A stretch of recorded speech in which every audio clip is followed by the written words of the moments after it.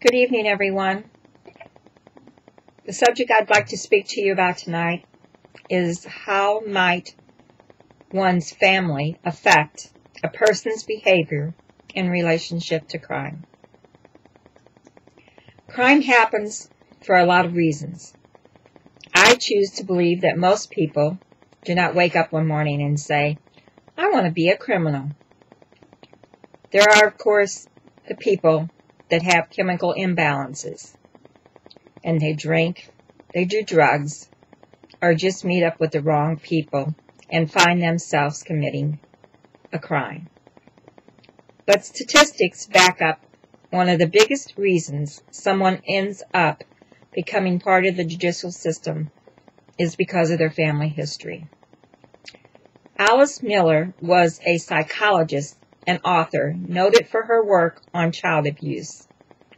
She had a PhD in philosophy, psychology, and sociology. And in a lecture that she gave on October 22nd, 1998, at the Lexington 92nd Street YWHA in New York City, she stated that physical punishment only produces obedient children, but cannot prevent them from becoming violent or sick adults precisely because of this treatment. This knowledge is now scientifically proven and has been accepted by the American Academy of Pediatrics in 1998. Contrary to common opinion prevalent as recently as 15 years ago, the human brain at birth is far from being fully developed. It is use-dependent, needing loving stimulation for the child from her first day on. The abilities a person's brain can develop depend on experience in the first 3 years of life. I am by no means going to debate with anybody on whether to spank your child, and Mrs. Miller's intent was not to do that either. Because, first of all, what works for one child may not work for another child. To spank or not to spank is not the message I'm looking for here. The fact that I was trying to convey is the importance of a united parental unit in the early years.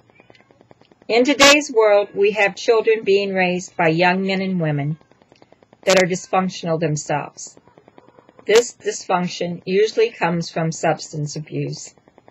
In some cases, luckily, these young people may end up getting their lives together, but the effect they have on their own children before they do get it together may already have done the damage. Let's look at some scary facts about the family unit reported 7 years ago. My research took me to an article entitled Single Parent Families, and in that article it stated that 1 out of every 2 children in the United States will live in a single-parent family at some time before they reach the age of 18. Accordingly, the United States Census Bureau in 2002, about 20 million children lived in a household with only their mother or their father. This is more than 1/4 of all children in the United States, and is a problem I see this as a problem.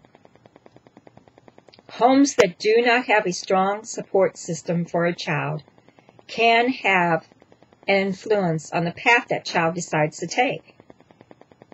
I will be the first to admit that it doesn't happen 100% of the time, but it happens much too often. Children need the love and support of 2 parents. Boys may end up trying to prove they are tough because there are too many females in the family. Girls that do not have a strong male influence often turn to bad boys that give them the love they have missed from their fathers.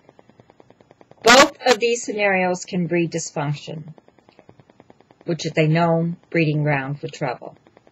All criminals were once children, and in a lot of cases their childhood probably was not the best. On the other hand, there are many children that overcome these situations and go on to do great things.